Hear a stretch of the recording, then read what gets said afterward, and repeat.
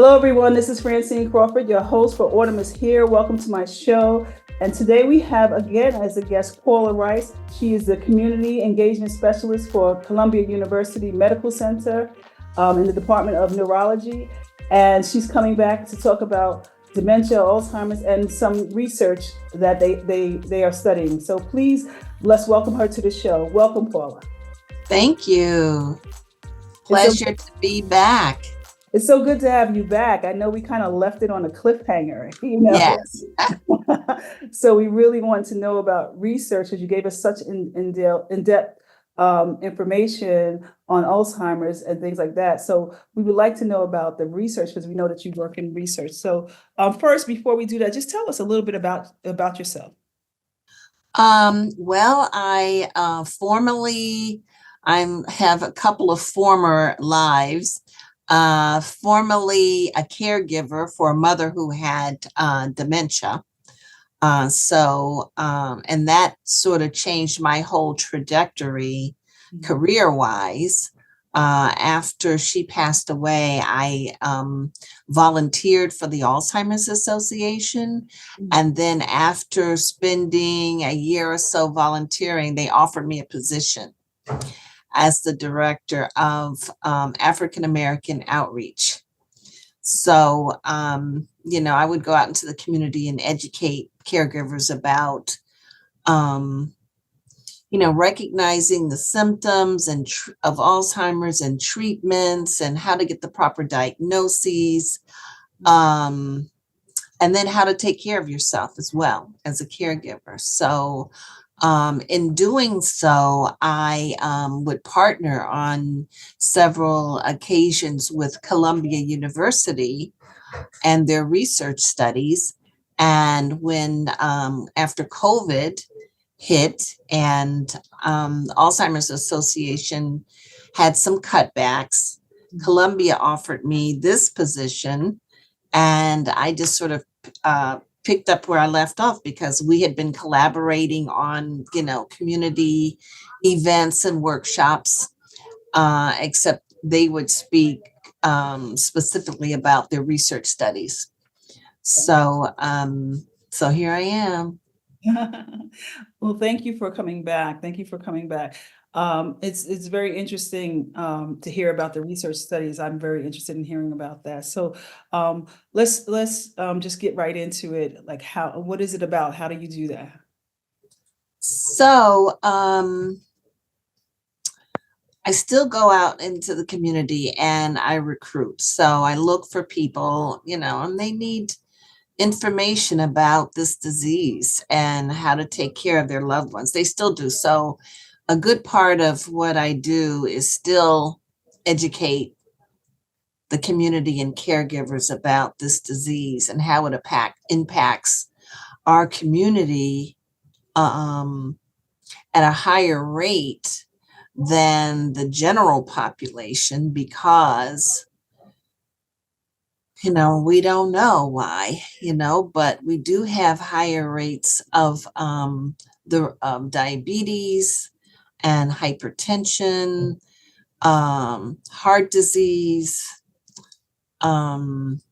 obesity. We live in food deserts. We don't always have access to the most healthy foods that we need to be eating. So all these are risk factors for dementia, and a lot of people don't know that. They don't know that there's, and the good thing about it is that, because we do know that these are risk factors, they're diseases that can be monitored. So, you can, with diet and exercise, you can monitor your, your diabetes and your hypertension. There's tests that you can take to tell you where you are on the spectrum, of diabetes with the getting to becoming familiar with your A1C. So we can monitor our risk factors, but the problem is that first of all, we don't know that those are risk factors. And secondly, we don't participate in order for the medical community or the research community to find out why we have a greater risk of these, a disproportionately higher rates of these risk factors. We need the research. And for, historical reasons, there's a lot of mistrust in our community about getting involved in research, but it's sorely needed because we don't even know if the medications that are on the market work for us. Right. Because we haven't been involved in the research studies. So there's a lot that we don't know. There's a lot that they don't know. And the only way to remedy that is for us to get involved in research. So What is the that woman What is that who, like, getting involved in research? You saying getting involved in research, what takes place? If you say, okay, I want to do the research, what takes place? What do you have to do?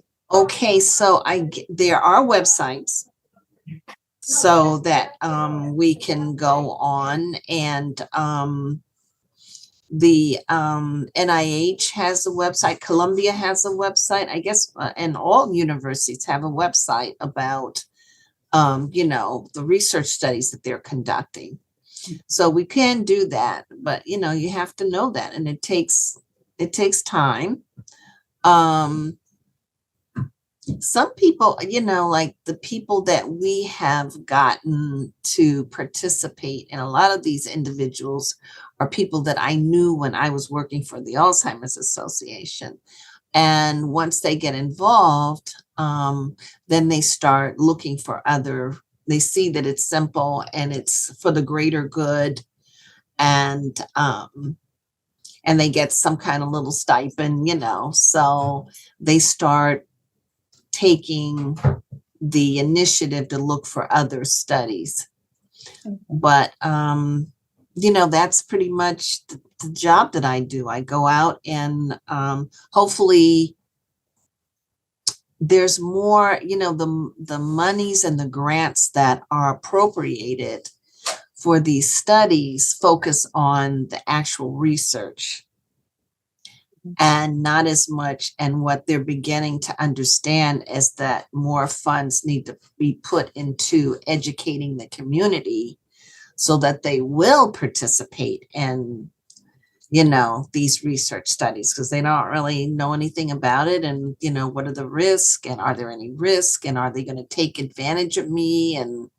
But now there are safeguards. So the government has set up safeguards. So, I can't even put together a flyer without getting the approval of a review board to make sure that, I'm not taking advantage of anyone, no one's being abused, so there's a lot of bureaucracy now to protect the community, to protect individuals now. So that's a good thing. Let's talk a little bit about what your research that you're working on. Okay, I'm sorry, I went off on a tangent. Oh, no, it's okay. I just want to know, I wanted people to understand, like, where are you going to end up? If you do that, is it just to tell you if you're at risk for Alzheimer's, or is it just to tell you more about Alzheimer's and to get, information for treatment, or what does it tell you? Okay, so the name of our study is the Dawn Study, and it's an international Dawn? DAWN? DAWN. It's the Dawn Study, and it's an international study for African Americans and Hispanics, and it's a genetic study. So what they're trying to do is identify a gene or maybe several genes that are putting us at risk for getting dementia. So because there's nothing now, you can't even, like for diabetes, you can take a blood test and you can find out where you are on the spectrum. Are you pre-diabetic? are you full-blown diabetic? So um, we're trying to get to something, at least maybe a blood test that individuals can take that will tell them if you're going to get this disease, if you're not going to get it, if you've got risk factors and what you need to do to, you know what I mean? We just need more information. And the scientist who is conducting this study, and this is a study, it's a joint effort between 5 different universities in this country and 10 different universities in 5 different African countries. So they're going back to the motherland, to the continent, and they're looking at their genetic makeup and what is it that caused them to get dementia.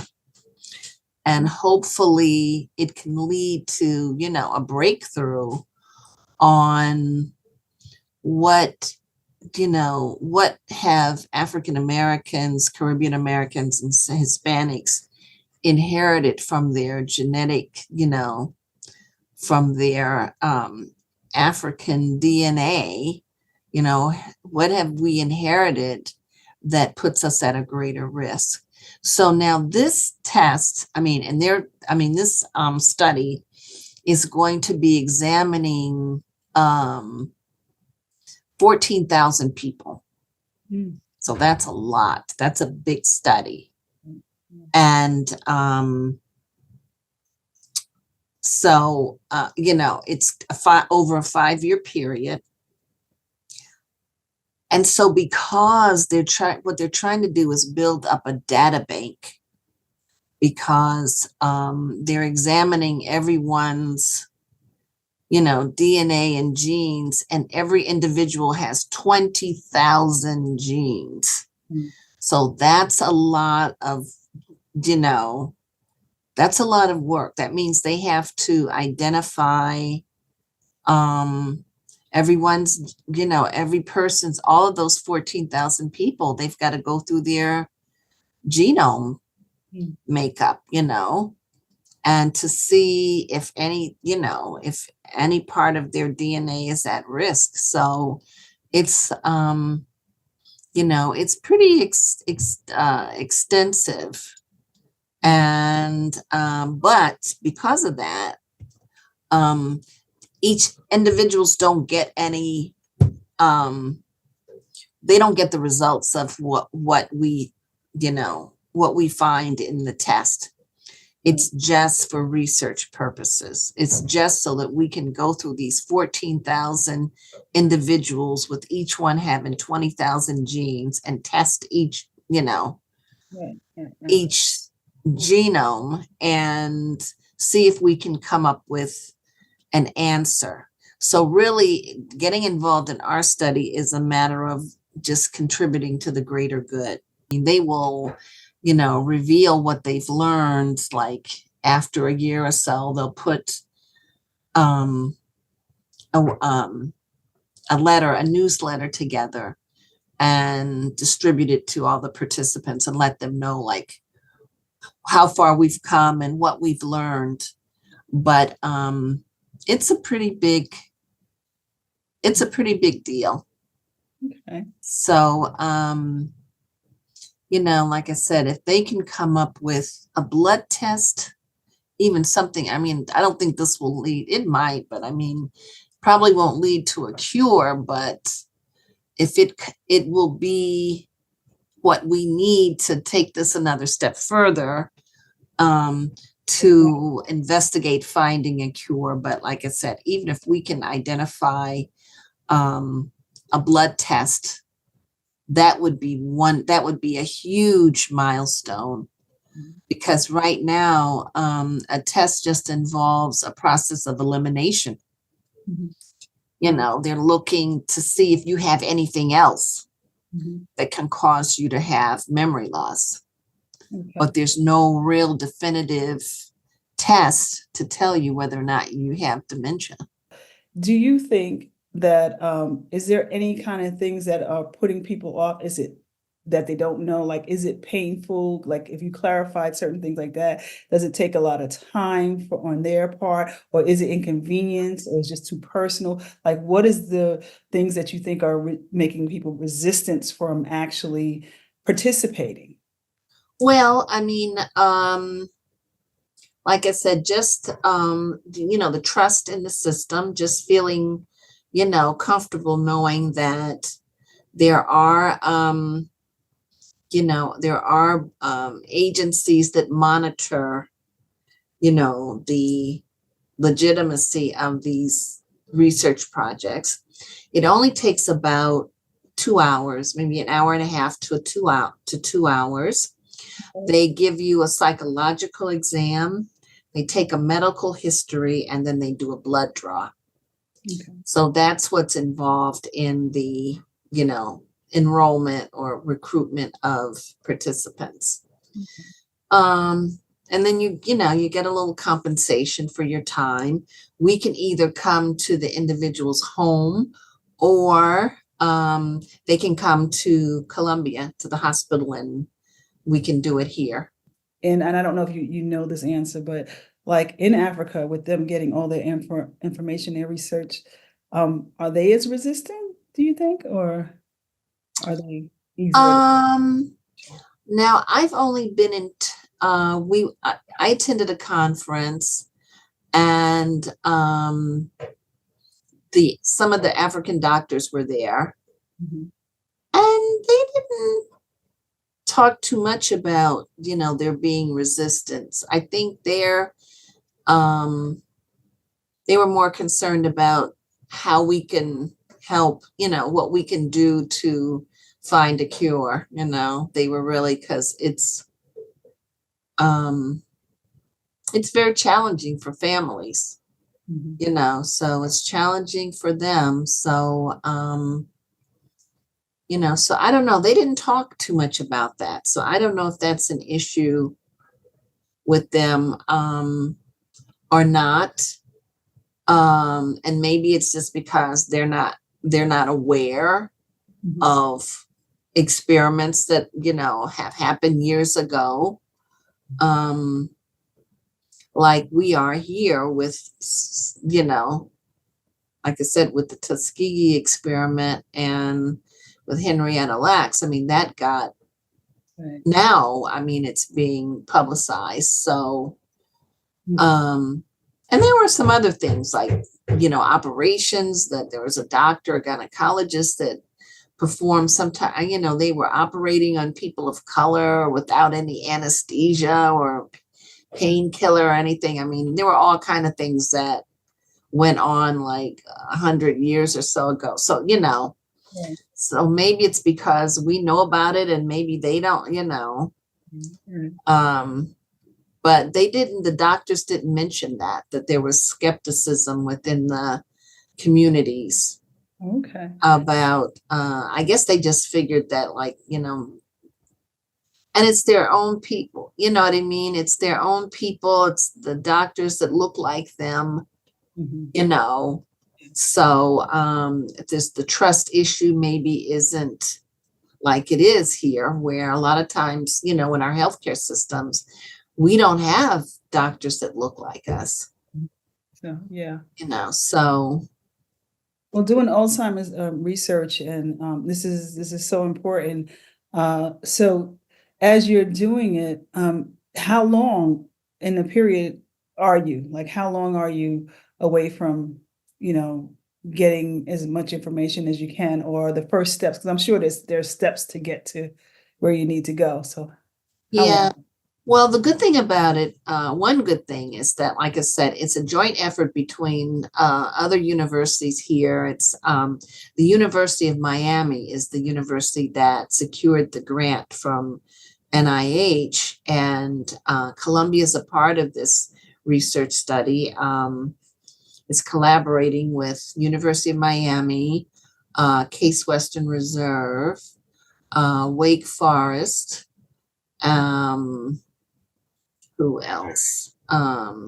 U of Penn, And the scientist who, like I said, I was getting ready to say, from the University of Miami, Mhm. she was responsible for identifying the only gene that we're aware of today, other than now there is a genetics test for people that have early onset because it's related to, it's on their 21st chromosome, which is related to the Down syndrome. So that we know. But in terms of the general population, the only gene that we know that puts us at risk, this woman discovered. Wow. So she was saying that when she was doing her research, um, and she was telling people that, she was telling her findings were that if you have this gene if you inherit it from both sides of your family, from your maternal side and your paternal side, you have a greater risk of, developing dementia. But what she was saying was that those results didn't apply to African Americans. Mm. So she said that African Americans could have one parent, or could have inherited the gene from just one side of the family, and they could get it. So that's when she realized she didn't have any African Americans in her study. There were none in her study, and this was back in the 90s. So she said there needs to be a such study specifically for African Americans and Hispanics, and like I said, anyone who has, who is of African ancestry. There needs to be a study specifically for them so we can identify a gene that puts them at risk. So, so she found one gene, hopefully. I mean, she found this one breakthrough. She made one breakthrough. So I'm hoping, this will be her second breakthrough. And she'll be able to, really help our community.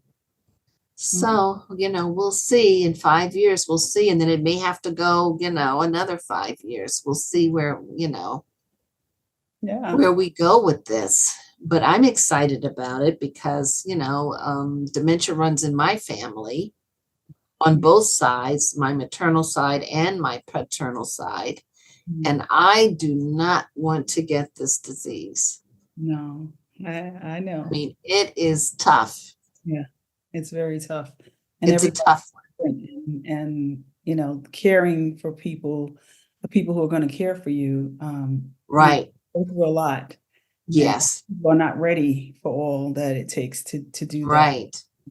So getting as much information out there as possible is the best bet to do this, and at least talk to caregivers and let them know that there is help out there, or people are working on it. The good thing is that people are working on it. I Yeah. know they'll cure, but people are working on it, and maybe we'll be able to manage it one day. Yes, Or maybe manage it a little better, or, anticipate it and, be able to take the steps that you need to take so that you can manage it, like you're saying, as opposed to it just being thrust upon you.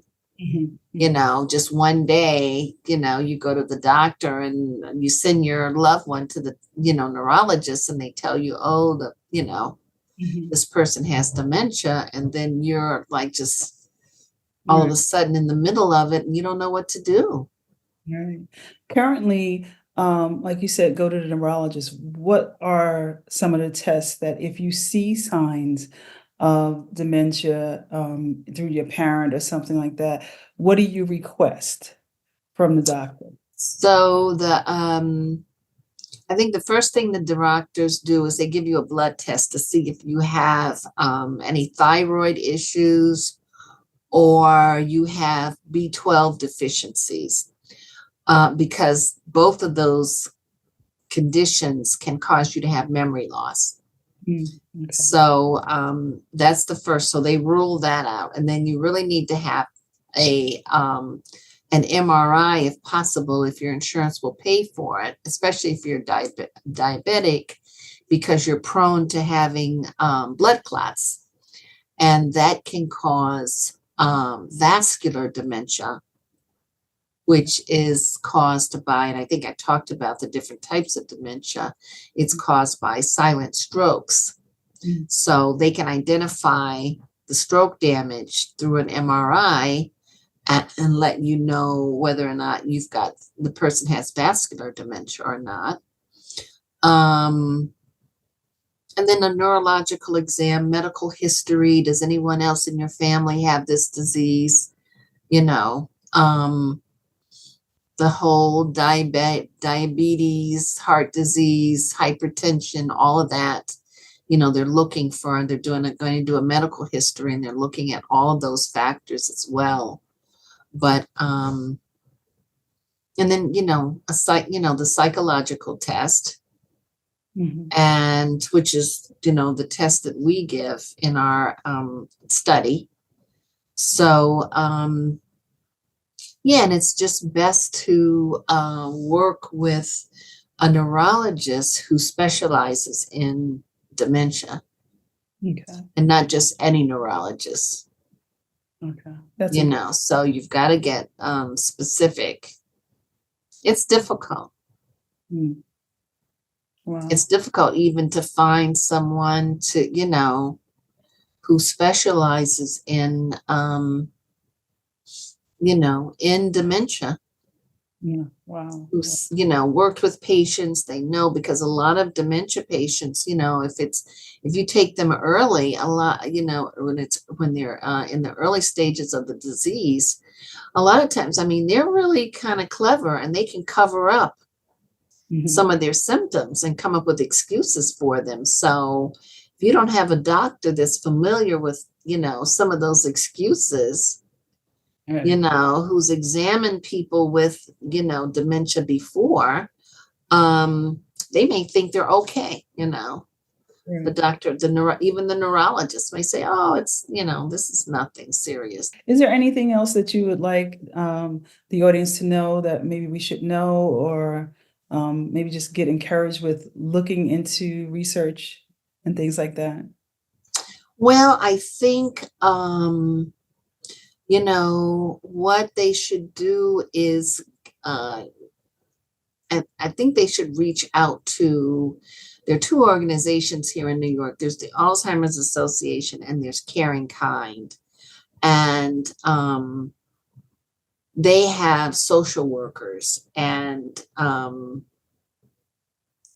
there are some other, there's senior housing in New York, and some of those facilities have social workers as well.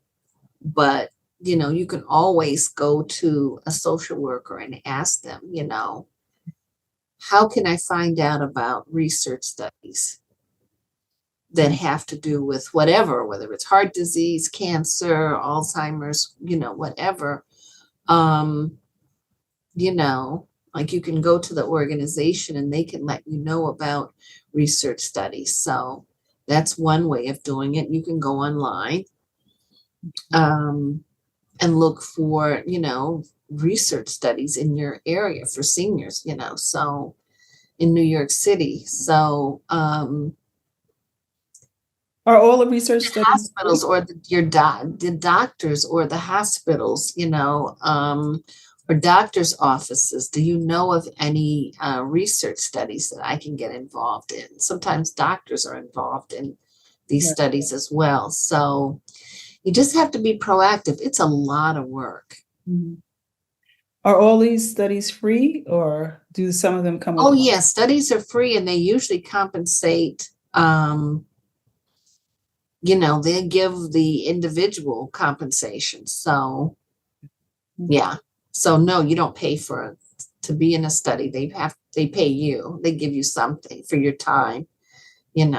Some pay more than others. Well, hopefully we can get some information out there, and people will be a little less hesitant to find out and participate, because this is important. And you made such a great point, is that, when they do find medicines, cure, treatment, and whatever, we're not included in it, Yes. It So may we not don't be know if it's for us. going to work for us.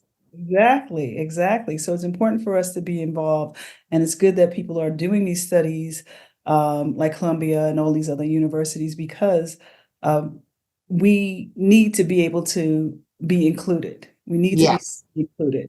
So thank you so much for giving us the time to give us some information, and thank you for your work on this and your work on the study and your devotion to Alzheimer's, and just finding out more information for people and the people in the community. So I really appreciate that. You're welcome. Thank you. Thank you for doing this and putting the information out there and being a vehicle to Oh, get this information out into the community. That's important too. So, yeah, yeah. Well, I'm just hoping we work together, right? It takes yes, one person. We could just work together, and we can do what everybody has to do what they can. You know, right. yeah, because it can affect anyone. It can affect anyone. Yes, Yeah. definitely. Okay. Well, thank you so much. Thank you so Thank much. you. All right. Enjoy your evening.